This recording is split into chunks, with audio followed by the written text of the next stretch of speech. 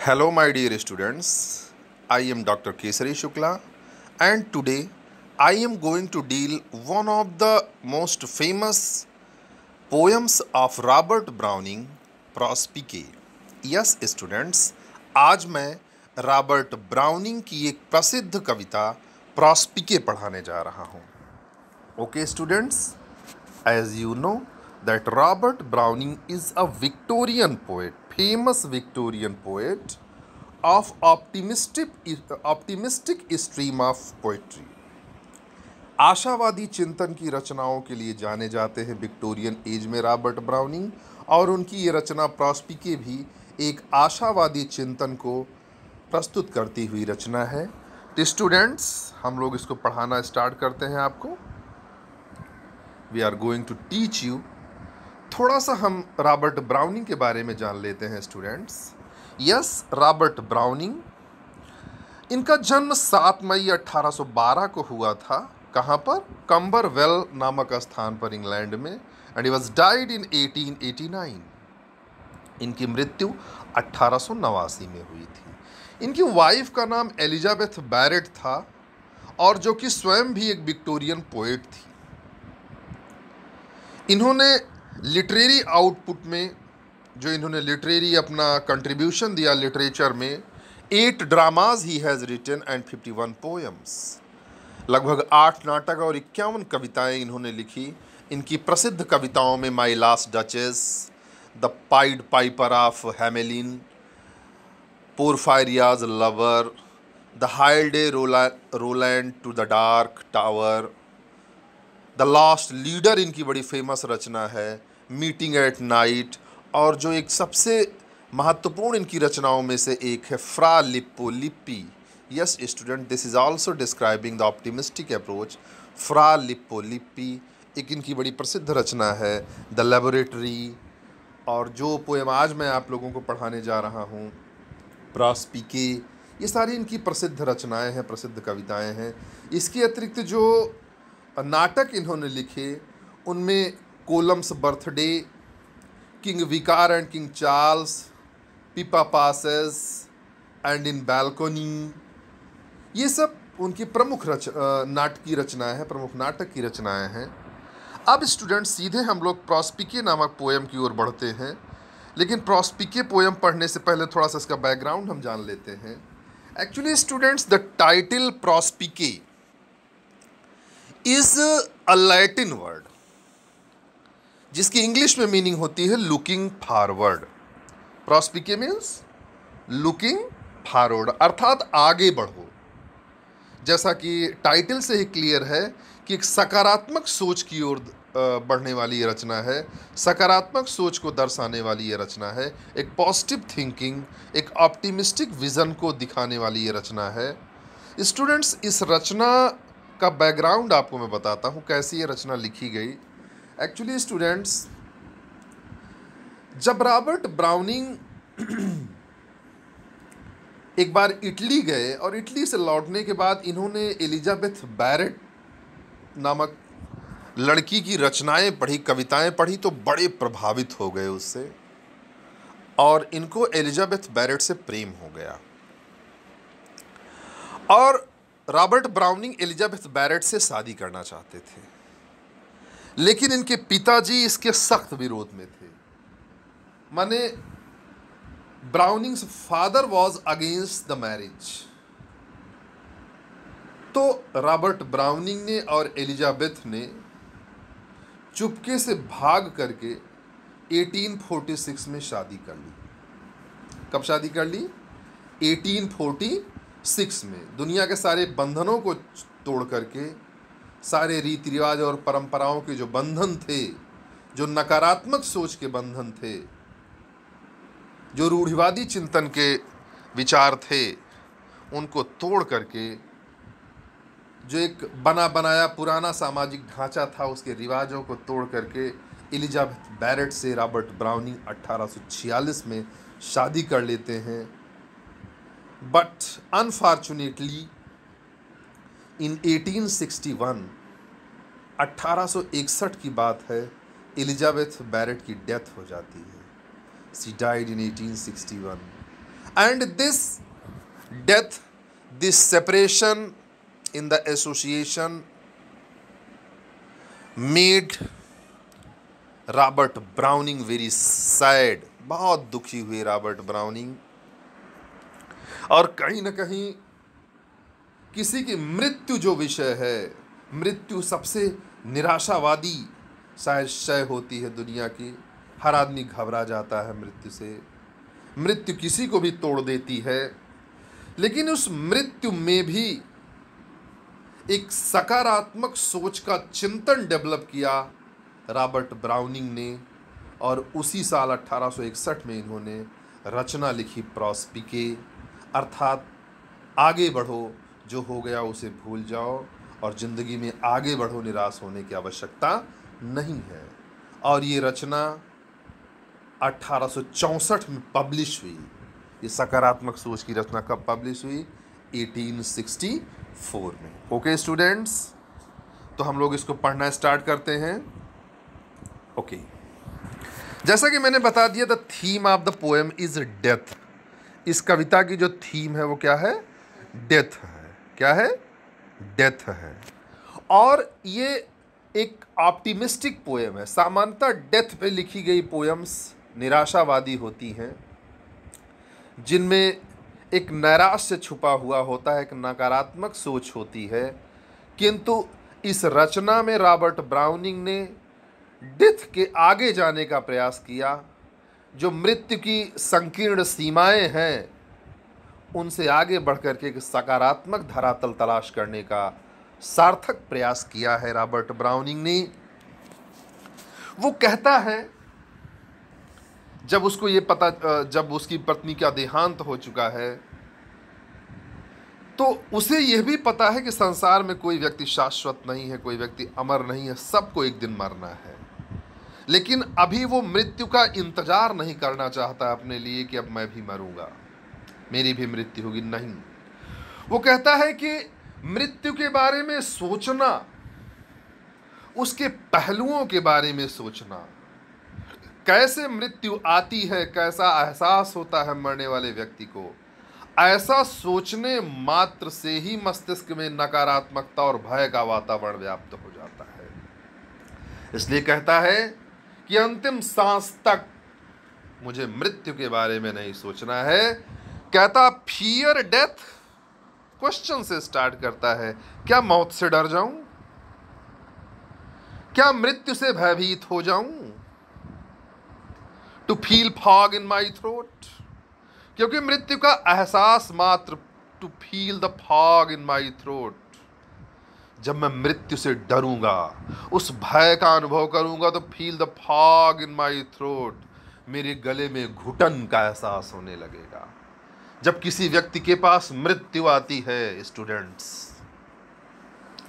तो कैसा लगता है उसको?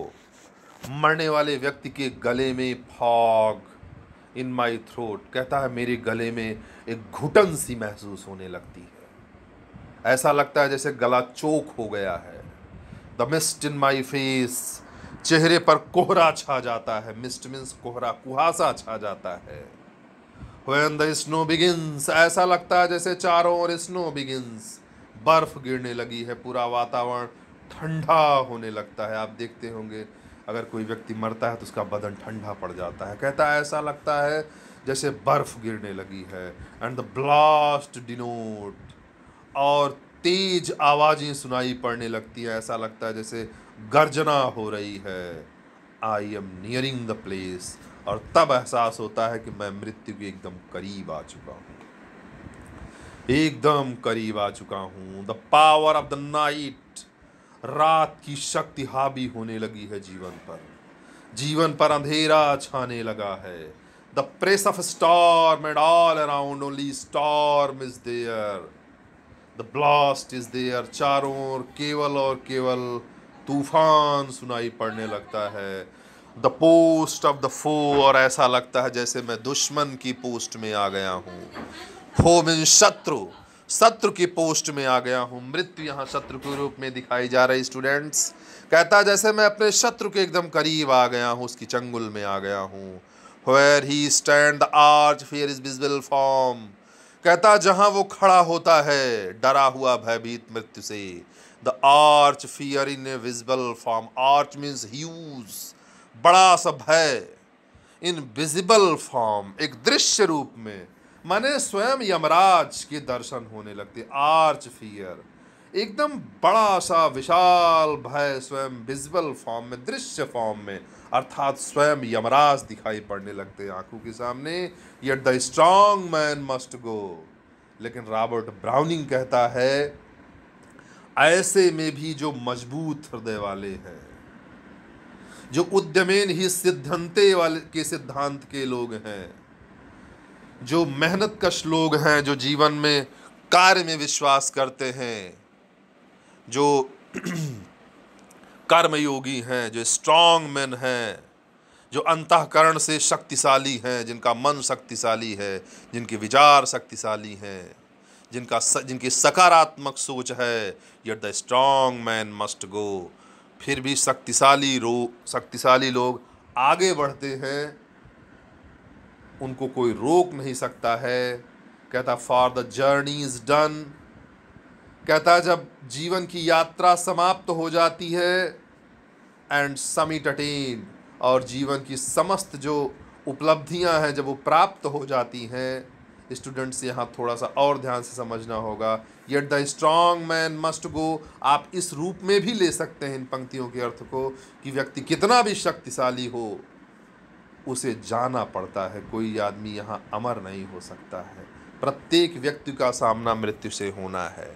कहता for the journey is done, यात्रा, जीवन रूपी यात्रा पूरी हो चुकी है, एंड द समिट अटेन्ड, और जीवन की जो भी सर्वोच्च सीमाएं हैं, सर्वोच्च उपलब्धियां हैं, वे प्राप्त हो चुकी हैं, एंड द बैरियर्स फॉल, और दुनिया के जितने बंधन होते हैं वे सब गिर जाते हैं, चाहे वो जाति के बंधन हो, चाहे धर्म संप्रदाय, रीति रिवाज, परंपराओं, धन दौलत, अमीरी गरीबी, जितने बंधन होते हैं वे सब टूट जाते हैं। और कोई भी हो, कैसा भी हो, किसी जाति, धर्म, संप्रदाय, अमीर गरीब, सबको जाना पड़ता है, सारे बंधन टूट जाते हैं।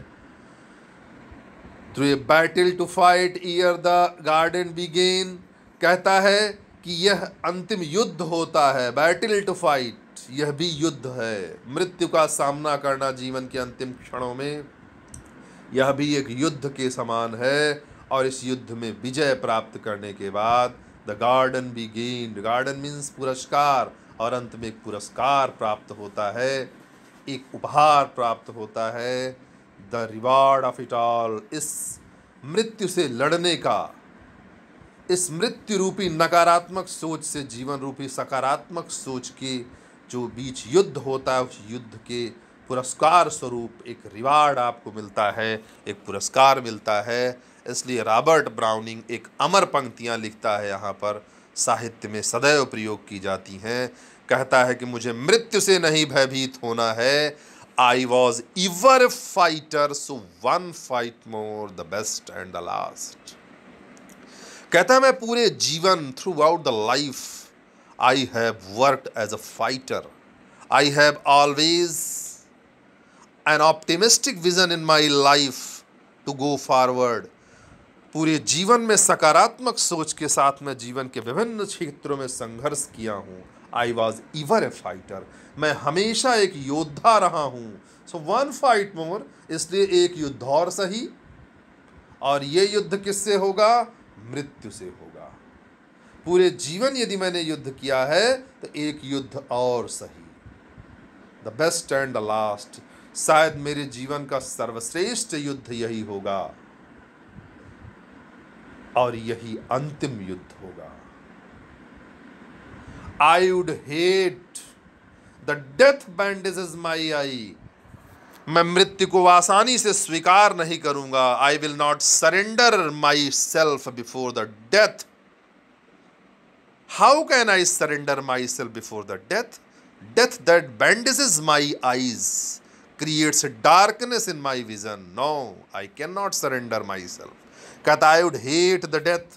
मुझे मृत्यु से नफरत है। मृत्यु को स्वीकार कर लूं, वो मृत्यु जो आंखों पर पट्टी बांध देती है, बैंडेजेस माई आईज, मेरी आंखों पे पट्टी बांध देती है, आंखों में अंधेरा छा देती है, forbore and Beed me creep past, और मैं चुपके से डरा हुआ भयभीत सा दुनिया को अलविदा कह के रेंगता हुआ निकल जाऊं, ये नहीं हो सकता। And Beed me creep past, मैं रेंगता हुआ दुनिया से अलविदा कह के चला जाऊं, मृत्यु से डर जाऊं, कभी नहीं हो सकता। No no, let me taste the whole of it, मुझे इस मृत्यु रूपी अंतिम क्षण का, जीवन के अंतिम क्षण का आखिरी लम्हे तक का टेस्ट लेना है। जैसा कि मैंने आप लोगों को डियर स्टूडेंट्स यूलिसीज में पढ़ाया था, उसने लिखा था टेनिसन ने कि I will drink life to the lees, अंतिम बूंद तक जीवन का आनंद लेना है। वैसी ही ऑप्टिमिस्टिक विजन की पंक्तियां यहाँ लिखता है Browning, let me taste the whole of it, मुझे पूरे जीवन का टेस्ट लेना है, स्वाद चखना है, अंतिम क्षणों तक मुझे संघर्ष करना है। Fair like my piers the heroes of old, जैसे प्राचीन काल के पुराने समय के योद्धाओं ने अपने पियर्स के साथ, अपने भाले, अपने शस्त्रों और अपने साथियों के साथ अंतिम क्षण तक युद्ध लड़ा है, अंतिम क्षण तक संघर्ष किया है, मैं वैसे ही जीवन में संघर्ष करना चाहता हूँ।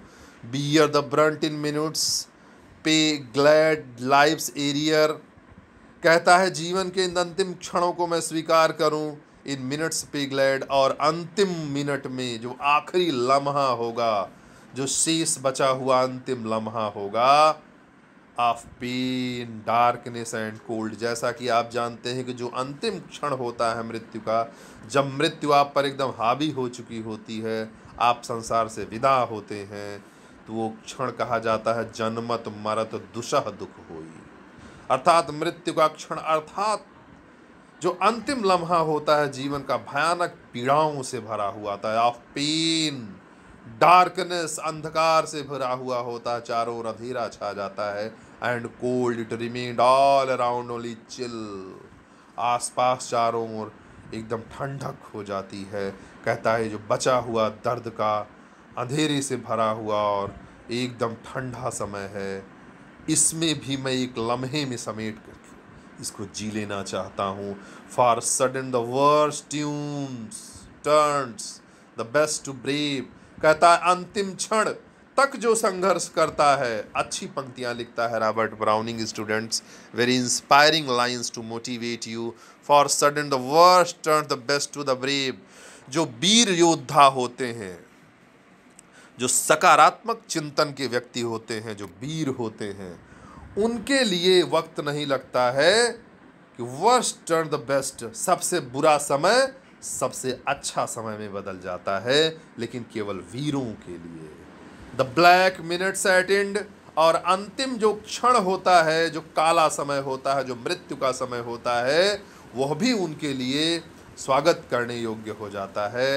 एंड द एलिमेंट्स रैग, और जो भय के क्षण होते हैं, जो दुखों के क्षण होते हैं, the find wise that rape, जो आवाज़ें, जो भय करने वाले आवाज़ें, जो फटने वाली आवाज़ें, जो दर्द भरी आवाज़ें होती हैं, शैल ड्विंडल शैल ब्लेंड, वे भी धीरे धीरे शांत होने लगती हैं, वे भी धीरे धीरे बदलने लगती हैं, शैल चेंज, और एक समय आता है कि आवाज़ें पूर्ण रूप से शांत हो जाती हैं और बदल जाती हैं। Shall become first peace out of pain, और शायद उस समय जीवन की तमाम जो पेन है, जीवन के जो तमाम दुख हैं, उनसे मुक्त होकर के बिकम फर्स्ट पीस, पहली बार जीवन में शांति का अनुभव होता है। स्टूडेंट्स, ब्राउनिंग कहना चाहता है कि जीवन भर संघर्ष करता हुआ व्यक्ति तमाम सारी पीड़ाओं से गुजरता है, लेकिन मृत्यु एक ऐसा सत्य है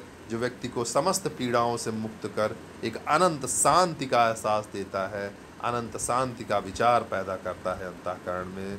और उसके बाद ये आशावादी चिंतन है ब्राउनिंग का, देन लाइट, एक प्रकाश दिखाई पड़ता है, वो दिव्य स्वर्गीय प्रकाश दिखाई पड़ता है, वो स्वर्ग का प्रकाश, divine light is just shone before, आँखों के सामने एक स्वर्ग का दिव्य प्रकाश दिखाई पड़ता है। और वहाँ पर मुझे भी जब स्वर्ग की प्राप्ति होगी अंत में देन दाई ब्रेस्ट, तब तुम्हारी छाती पर मुझे सर रखने का अवसर मिलेगा, तुम्हारा हृदय मुझे दिखाई पड़ेगा। यहाँ दाई वर्ड एलिजाबेथ बैरेट के लिए प्रयोग किया गया है। कहता जब तक जीऊँगा संघर्ष करूँगा आखिरी लम्हे तक, और मृत्यु के बाद भी मुझे चिंता नहीं है, क्योंकि मृत्यु के बाद जब मैं स्वर्ग पहुँचूँगा, उस स्वर्णिम आभा के बीच पहुँचूँगा, तो देन दाई ब्रेस्ट, तो वहाँ पर तुम मुझे मिलोगी, तुम्हारा हृदय मुझे मिलेगा। ओ दाउ सोल ऑफ माई सोल, ऐ आत्मा, अपनी पत्नी को संबोधित करके कहता है कि ऐ मेरी आत्मा, तुम मेरी आत्मा हो, अर्थात हम दोनों की आत्माएं एक हो जाएंगी।